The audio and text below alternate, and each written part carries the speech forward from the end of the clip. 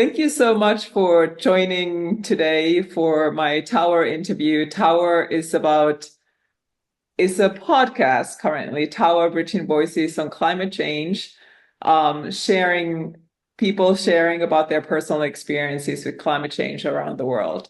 Thank you so much for joining. Thank you for the invitation. I'm happy to be here with you. I'm so happy you are here today. And can you tell me where you're from and what nature means to you? My name is Adrianah, and I'm from Madagascar. Maybe most of you knows us from the cartoon Madagascar with the penguin and things like that, but it's just more than a cartoon. It's an island that is really connected to nature, and in every part of the island, we have our specific, like how every city values the nature in their own way. But in general, we are really respectful about nature. The word eco-friendly, before it happens in the dictionary, we were what we call eco-friendly people. Thank you so much for sharing that. And can you tell me a little more what nature means to you? Like when you're talking about eco-friendly, like what does that mean to you? Nature is there for us human. We are borrowing this place because it's like we rent it, how I see it. We receive things from trees, from soil, from the river, and from the oceans. We eat, we breathe, and in return, we should take care of it because that's why it's like it's our home. And if we don't take care of it, if we don't do it's like a relationship, like 50-50, if you prefer. They give you the nature gives us something, and in return, at least we protect if you can't entertain.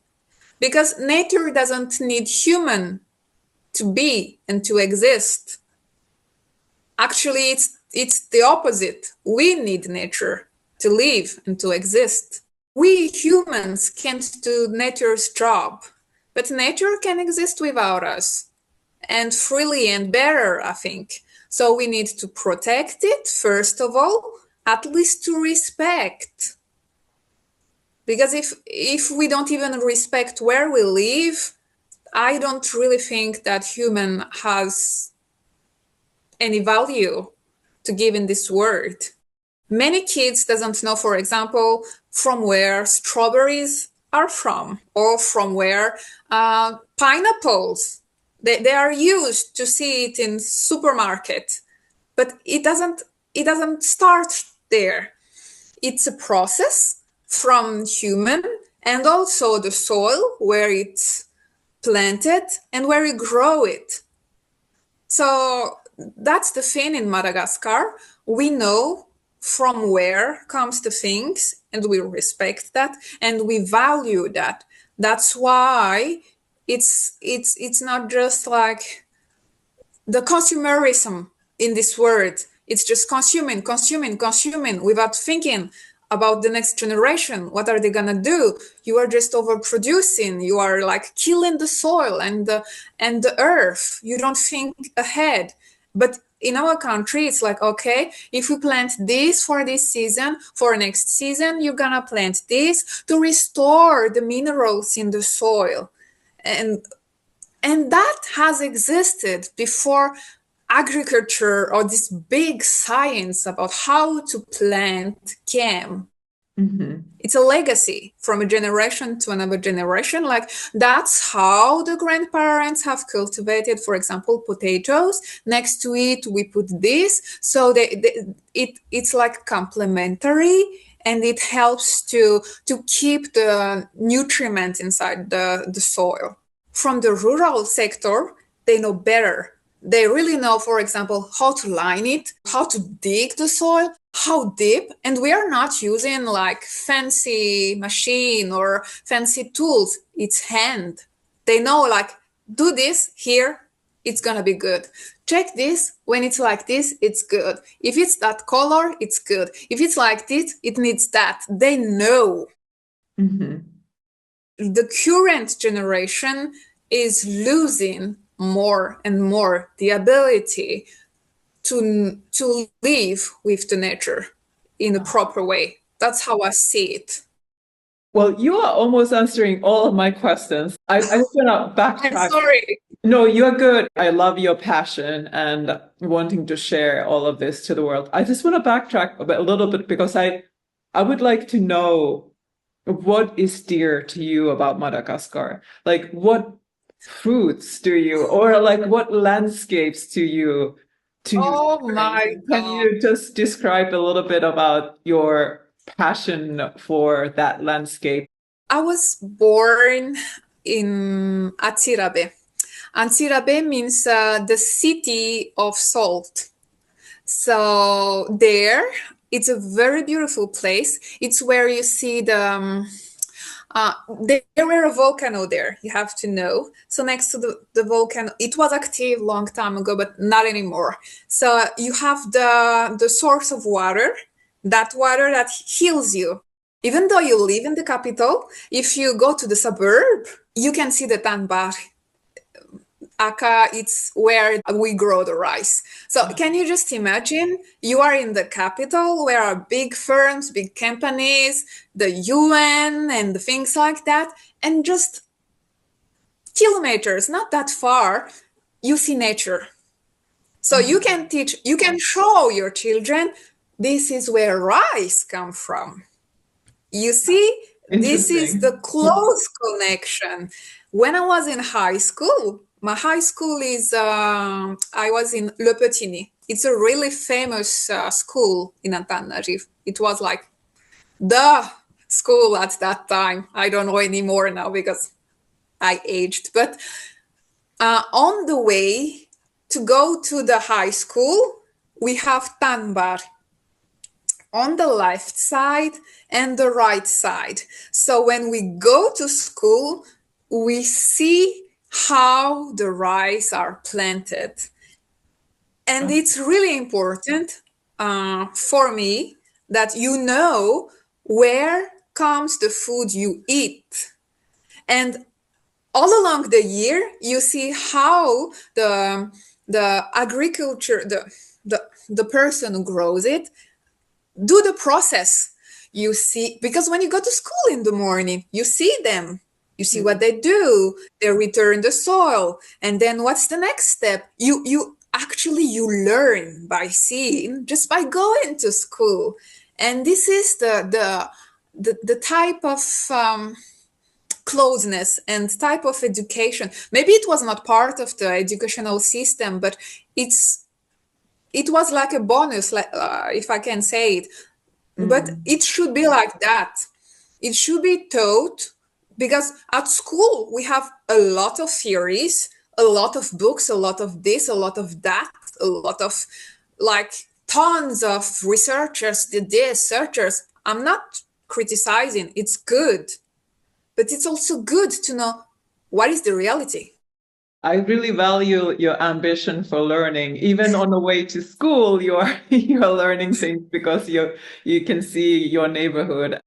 After I finished my university, I didn't really like the city. I liked the city life, but I wanted to see the world. This is just me. I wanted to see the world, so I traveled. I moved from city to city, and I've been living in the north, like at the peak, the highest top of Madagascar, really far away from where I was born or where were my families. It was thousands of kilometers away from Antananarivo. There, I had to learn a new language. How do they deal with nature? Because what grows there doesn't grow in the center. I need to learn new things, like, what is this? We don't have this. What is this plant? It's like you never stop learning from people and from nature. And the best way to learn is to do and to see it and to touch. It's this closeness, and that's is for me the closeness. It's not just like, oh my God, I really love nature, we should have more trees. I'm not criticizing, but they are far away from the reality. Like, okay, you need trees, but do you understand how it's humans need nature. Nature doesn't need us.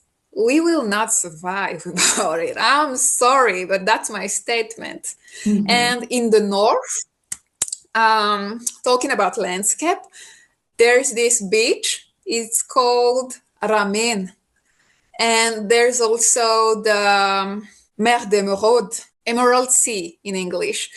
It's mind-blowing. The sunset there, you have the colors from the sun, yellow going to orange to red, and when it touched the seas, you have that little magical green things. I've seen it. It's not a myth.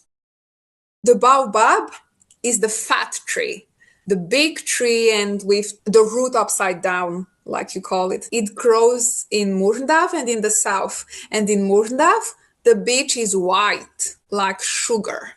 And it's so thin. You walk in it, you don't know where are you walking. It's really long. It's kilometers of white sand. Wow. So there's so many things. And I haven't seen everything in my country. I wish I could, but that's also the economical reality. And people knows that it's, how can it be more difficult for local people to travel inside their own country than to tourists? And that's the saddest part of this economy. But anyway, it's not a subject. And in Fianarantsoa, I've traveled there too. It's the rainforest. There, it's different. It's the humid climate. Many trees. We have the Ranmafana Park. Oh my God. And there you just can see the maki. And oh my God, it's amazing. So it's an island, but everywhere you go, from the north to the south, you have different landscape and view. And in the south, you have desert. So can you just imagine, in the center, you have the thermal, the geyser. We have the geyser. You have big rocks. It's really big, colorful, and there's this water coming from it. It's spring from the inside because of the volcanic history. It's so amazing. So you just can see in the north, you have Emerald Sea, and in the center, you have that geyser. In the east, you have the rainforest, and in the south, you have the desert. Oh, it's so amazing. It's like the canyon. In the west, it's another type of beach. It's like brown sugar beach. Uh-huh.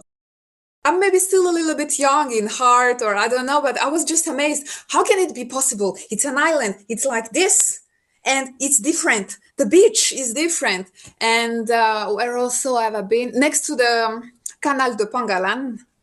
It's a canal, and it's different. It's sweet water. It's just like, it's, I don't know. It's a wonderful island, and our ecosystem is really different. There are many things there: plants, animal.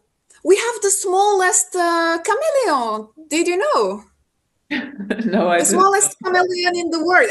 I was head of communication. It was a reforestation project in the north. That's why also I moved there, in Antaran, Diego. We had to educate people in the rural country actually about the importance of keeping those traditions of planting, and not to do a lot of tave, or that culture sur brûlé, when you burn the stuff and just leave it like that. But it was like, it's sensibility, what is it, awareness, action of awareness to the rural sector. And that was my job there, and just to show them. And I was not really not I'm not an expert in agronomy or whatever, but just the communication part. And we did workshop and things like that with young people, with artists. And there I saw the smallest chameleon in the world. It was tiny, tiny like this. And I was like, you just find it in Madagascar. I was mind blown. Like, oh my God, I live here. I know nothing. The thing is, you learn so much more from rural people that people are having this bad, how to say it, ennakohlu. Oh my God, I'm losing the word. Like first impression. It's like when you say people that live in rural country, you think straight away poor, no electricity, dumb, or things like that. You always have bad ideas inside your mind. But where are the positive points? Actually, those people knows more how to live than you. You know how to just pick up product from grocery stores. They know how to plant it. If something happens, you have nothing to eat, but they will survive. You have more to learn from them. And that knowledge is disappearing. So there's also this Makai. I don't have really the right to talk about it because I don't know nothing about this population. And I can't represent them, but they are amazing. They are it's like the indigen in America. Yeah. Indigenous people in America. But we have also. And I was like, oh my God, I didn't know. But then they how they educate their kids are amazing. The kids, for example, they doesn't need paracetamol or what is it, Panadol or whatever. They don't need that. They know what trees. They know which tree to pick, which leaf to eat, what to apply if you cut this, and we lost that. Thank you for sharing all that. That's really beautiful to learn about Madagascar. And like I said, I really like to travel to Madagascar. It sounds amazing. So now lots of changes have happened in Madagascar, environmental changes. Can you talk a little more about what you have noticed? What changes? The first change is the lack of water. Which is a really big problem. It's like we have less and less water, even though in the rivers and in the lake. My father, he works in a remote area, and sometimes I go there to visit him. He works in Maivatana. It's not really like remote area because the main road goes there, you see, but there's no water in the river, and it's the main one. I have the map here. It's here. It's here. I don't know if it's really bad, but maybe you can see it's here. And that water is draining. It's less and less and less, so it's muddy. We have experienced also a lot of non-rain season. It's like there's no rain, and it should be the rain season, but there's no rain. So that's the direct impact of the climate change, because we have seasons in Madagascar, and in November, December, January, a little bit February, it should rain.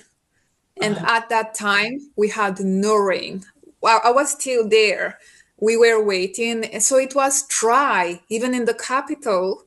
And they needed to, I don't know what it is, that thing, to make the artificial rain. So are we really reduced to that? We are a tropical island. I don't know if people understand in the word tropical, it's humid. It should be raining. We don't have.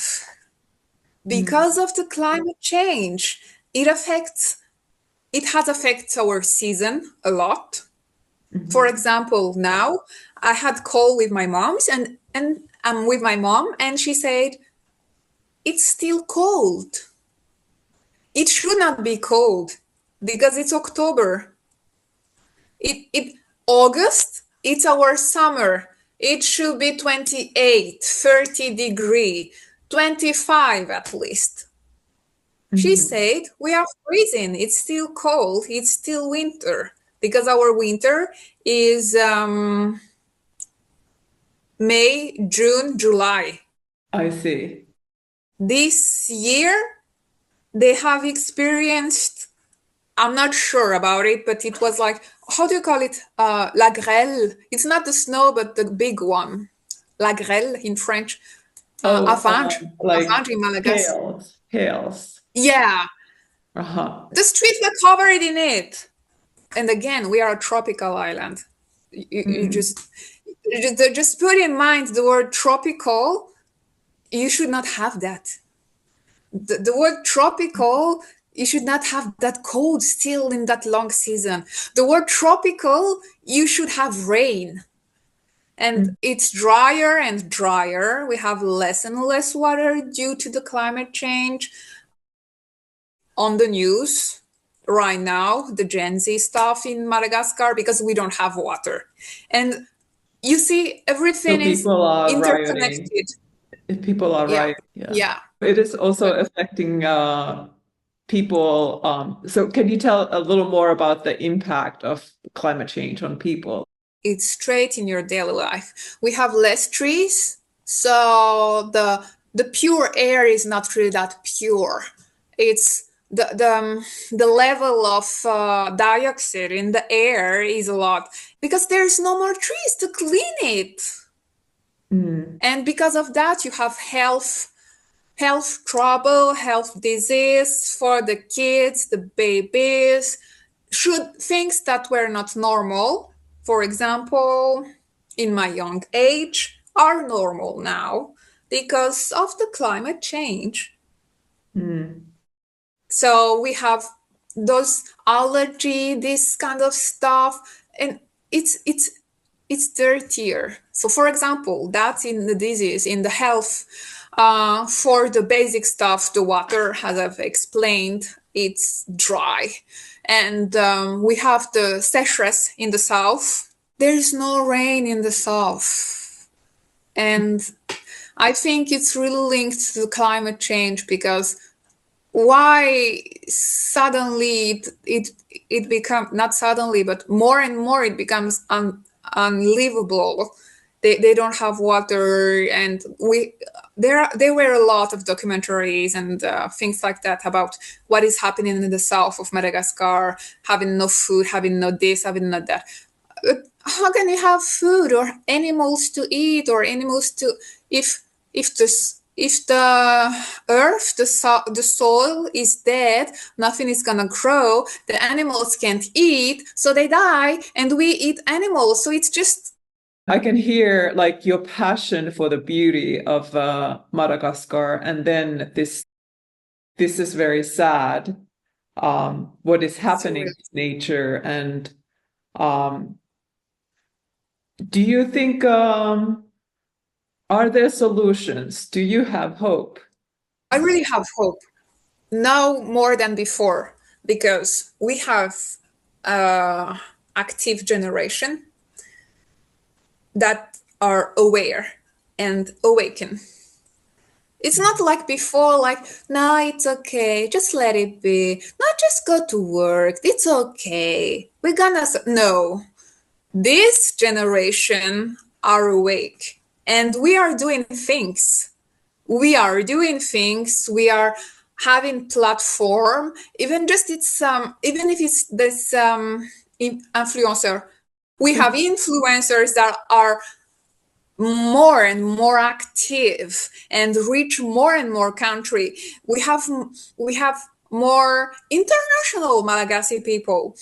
We are in France. Before we were just in France, But now we are in Belgium, we are in Canada, we are in the US, we are in Germany. Deutschland, we are here and everywhere. It's like, and those young people that I believe, maybe I'm just delusional, but I believe we are animated by the same dream and hope for our home country, that to develop it, to get away from that stupid cycle of poverty, because I'm saying it straightforward, this is stupid. The reason behind it, it's a political impoverishment. It's like, let's keep this poor point, piste, but it should be not that. And we are awake, and we also know that we really have a lot of young people invested in environmental thematic in Madagascar. And I have good friends there. RGDD. I've been member of that group, still in contact with the girl there. So you see, let's say we, just in general, we have now our own family, now our own kids, and we want something better for the next. We are not agreeing and just like, what is the word in English? I don't know, but in French, it's like se contenter. We are not just like, okay, this is it, I'm gonna accept. No. Submitting. Submissive. Yeah, submitting. Yeah. We are not. We are doing things everywhere in the corner of the world, maybe in a small scale, but small movement everywhere make big waves, you know? Mm-hmm. And that's it. I love your analogy and sharing. That's Thank amazing. you. I would love to hear you speak your native language, Malagasy. Of course. And could you share something to your people in Malagasy, maybe about the hope? Yeah. And also your passion for your country and the people in your country. Okay, so wait, it's a little bit weird. The translation is not working like Google tried straight away. So, raha misy zany afaka ampitaiko amin'ny gasy ho mitovy anahy, de hoe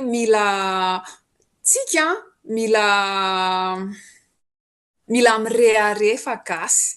Tena hoe tsara Madagasikara, be dia be ny zavatra tsara any amintsika, tsy hanana an'izao tontolo izao.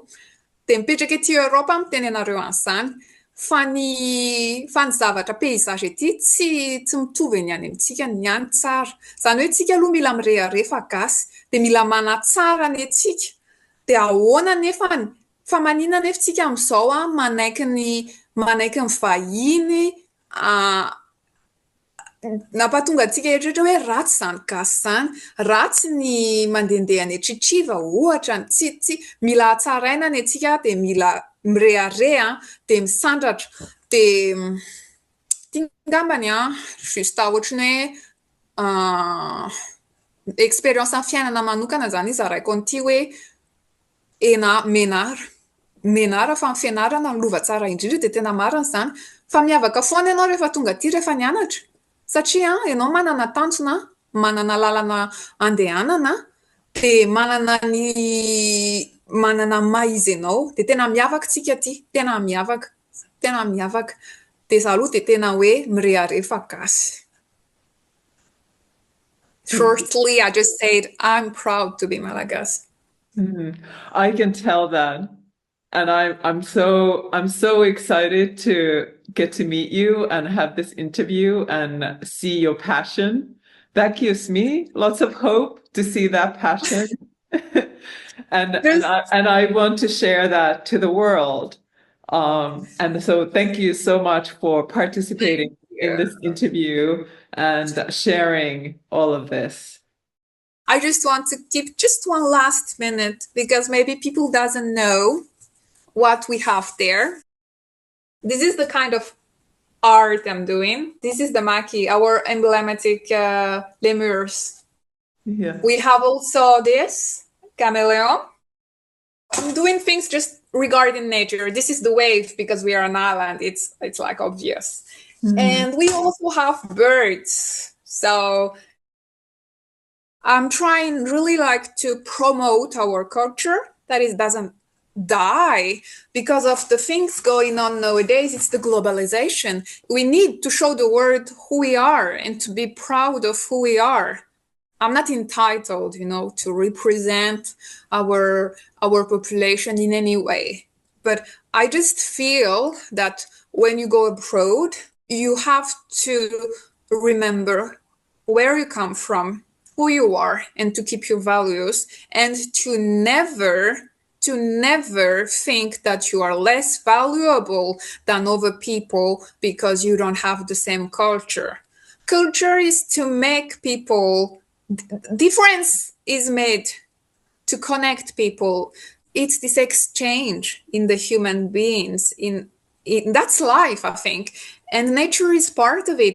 Culture is something that is very dear and important to us, and culture has a lot to do with connection to nature and how. Yes. And so I really appreciate you kind of bringing that up. That's very important, and I'm so amazed your smarts and your wisdom, and you seem very young. So I'm just really amazed. So I wish you well, and I hope you. Life made me wise. You know the kind of difficulties that happens in life, and you're just like, oh, really? But you have to go forward. I picture myself in the future, in a position to help our country, my country. I say our country, my country. I still don't know how. I don't know, like in which way or what possibility, but those are the things I love. Art, Well, nature. I think you just have to present that wish, and you just did that, and I think you will find a way to help your country. Madagascar is a very amazing island. There are many things you can just find there, but what is going on right now is so sad. For example, the lemurs, they are deported. The massive mineral extraction is Mining. killing the soil. I don't want to enter in political debate, but in some way, it always ends up like that. And I can say that I'm not from left or from right. I really hate politics. And I'm not afraid to say that. I'm not a politician and I hate this kind of stuff because, no, it's just me. But I just realized that it's at the end it's connected because the government should do something. Why do they just let foreigners, big companies extract our minerals, our gold, our everything, just like this without consequences? What is the consequence for the future generation? Some places are becoming less, more productive. And it's so sad because it affects straight away the local people. Mm-hmm. We have to remember city people depends on rural people. So we should never think we are better than anyone else. We are codependent. If they don't grow anything, if they don't do their job, we die from hunger. I'm sorry. So never put yourself above anyone else because we are co-working.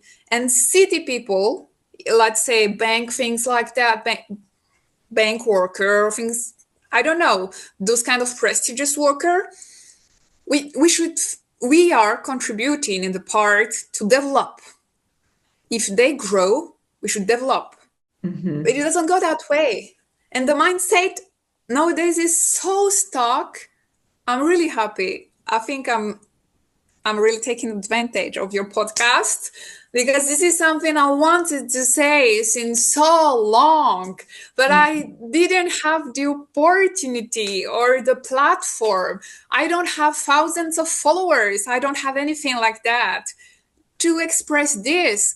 And I don't think I'm the only one thinking that way there. I It's like totally this. think you should share some of your thoughts and you can just start your own podcast. I really think Freedom so. of speech is really not respected in my country, so it's But paid then for. maybe more globally. I will try, but this is the thing I want to express in my art, because in art you have no limit. You just paint, you draw, you do wood burning, and people see. They will capture the essence of the work without any speech. And that's why I love art. You don't need to make like long speech or like diplomatic stuff to you see, to convince. You see, you look, you watch, straight away the heart and the soul speak, and that's it. I think that's beautiful, and I would like to end here because that's what you just said was really Yeah, beautiful. thank you. Adrianah, thank you so much for participating, and I Thank you for wish you inviting all the best and all the best to the people in Madagascar. me too. Felum!